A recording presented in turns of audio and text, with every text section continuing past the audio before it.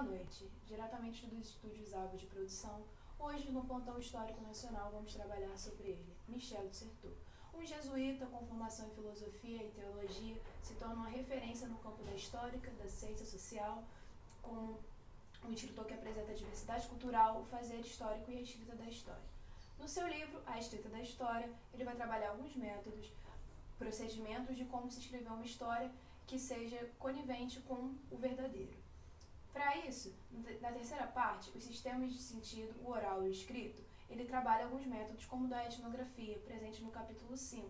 Com isso, Certeau usa um outro escritor chamado Jean Delery, com sua obra A História de uma Viagem no Brasil, para trabalhar seus conceitos. Mas vamos com o Léo para entender um pouco mais quem foi Jean Delery e a etnografia. É com você, Léo.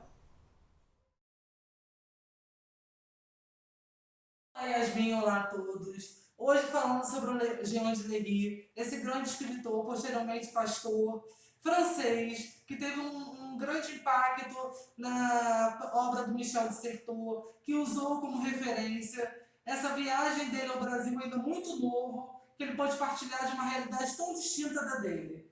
O Michel de Certeau, usando o Jean de Lery como guia, pôde explorar o conceito da etnografia, que nada mais é do que a dedicação em pesquisar, em se empenhar e descobrir as novas culturas, as expressões de uma etnia, as expressões de um povo. Isso mesmo, Léo. Podemos entender também a etnografia como um dos passos para construir uma historiografia, sendo ela mais verossímil e não deixando os povos que possuem oralidade de fora. Para isso, Michel de Certeau fala que existem 3 termos essenciais para a construção de uma etnografia, que seria a boca, para saber perguntar, os olhos para observar e o ouvido para escutar. Como ele mesmo diz, os olhos estão a serviço da descoberta do mundo. Vamos com o nosso correspondente Amon para falar um pouco mais sobre o que é a alteridade, um dos conceitos apresentados por Michel de Certeau. Obrigado, Yasmin. Cabe aqui fazer uma breve introdução à visão de alteridade, até um pouco mais informal.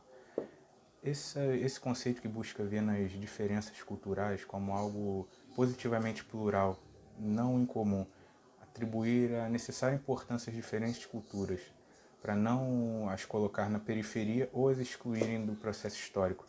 Seria, de acordo com o autor, uma importante arma contra a hegemonia cultural e o etnocentrismo. Devido ao pioneirismo de Lery, ao se inserir no contexto do povo estudado, ele consegue ter uma visão um pouco menos etnocêntrica. Afinal, ele passa de apenas um observador para um vivente daquela cultura. E não tendo como separar a cultura do homem, isso se torna essencial para entender um povo, o que lhe torna indispensável para o processo historiográfico. Essa visão de alteridade se torna indispensável para o processo historiográfico. Afinal, o eu é diferente do outro, o outro é diferente do eu.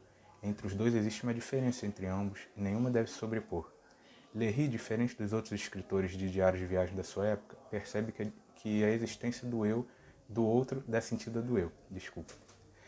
Nem precisaríamos falar como o conceito de alteridade é importante para a historiografia. Afinal, nós não podemos condenar povos de culturas diferentes ou sem história escrita, apenas com história oral, ao presentismo e à periferia da escrita histórica. É também usado como modelo de dominação, afinal, apenas o fato de nos usarmos como uma cultura genérica em que todas as outras devem ser equiparadas já seria um modo etnocêntrico de se pensar. E o Lourenço vai decorrer melhor sobre esse conceito de dominação. O autor ele defende 2 tipos de processo colonizador. O primeiro seria através da escrita, onde o povo que detém a escrita exerce poder sobre o povo que detém somente a oralidade. A segunda forma seria através da diferença cultural, na qual ele usa a obra de Jean Lévy para observar a diferença do Novo Mundo, que seria selvagem e primitivo, e da Europa, que seria civilizada e moderna. Ele usa a expressão de lá e de cá para fazer divisão entre esses mundos, aonde a natureza se exprime em experiências estéticas e religiosas e o espaço social se desenvolve a ética. Mas no final, Levi percebe que o retorno de lá e de cá, assumindo o selvagem como uma mesma natureza, a de ser humano, sendo diferente culturalmente. O Arthur ele tem mais um pouco a falar sobre a oralidade e a escrita, né? Certo? É isso mesmo, Lourenço. Obrigado pela sua explanação. Bom, antes de qualquer coisa, nós temos que deixar bem claro que a escrita é uma relação de poder. Porque veja, aqueles que detêm domínio da escrita porque é algo que guarda, é algo que pode ser registrado com muito mais facilidade por meio de textos e livros e artigos, etc.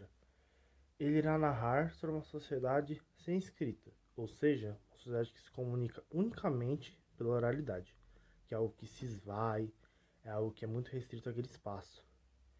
E então, aquele que detém a escrita irá narrar de forma a tensionar a narrativa para ocultar o significante, além de colocar o seu olhar estrangeiro sobre a sociedade. Então, percebam que no espaço entre o poder colonizador da escrita, com o choque que se tem entre o estrangeiro, nisso reside a dominação. Bom, agora iremos passar para o nosso companheiro Sávio, onde ele irá nos explicar a diferença e tensão entre o civilizado e o selvagem. Isso, exatamente isso. Primeiramente, boa tarde a todos, boa tarde, Yasmin. Exatamente isso. Como denominado por Certeau, a hermenêutica do outro como uma ciência de interpretação na obra de Léry é constatada como um vai-vem constante entre o selvagem, o pesquisado, e o civilizado, o pesquisador. É uma díade entre o espaço selvagem, exemplificado pelos tupis-nambás, e o espaço civilizado francês, onde a sociedade europeia, mais ordeira, pautada pela ética, e a sociedade primitiva, pautada pelo prazer. Cada diferença tende a se tornar algo plural, já que o que mais difere o Estado europeu do Novo Mundo é a aparência, essencialmente a língua. Essa alienação, causada por uma análise completamente externa, causa inverossimilhanças. Um exemplo disso nós vemos nas Ilhas Coligny, onde temos o encontro, no interior da Baía de Guanabara, onde temos o encontro de duas culturas diferentes, um encontro linguístico de duas culturas diferentes, o que dificulta a tradução feita por um externo. Entretanto, tal confusão não existe para os habitantes dessa ilha. Hoje conhecemos a obra A Escrita da História, de Michel de Certeau, com ênfase no que é a etnografia. Obrigada pela audiência e até o próximo Plantão Histórico.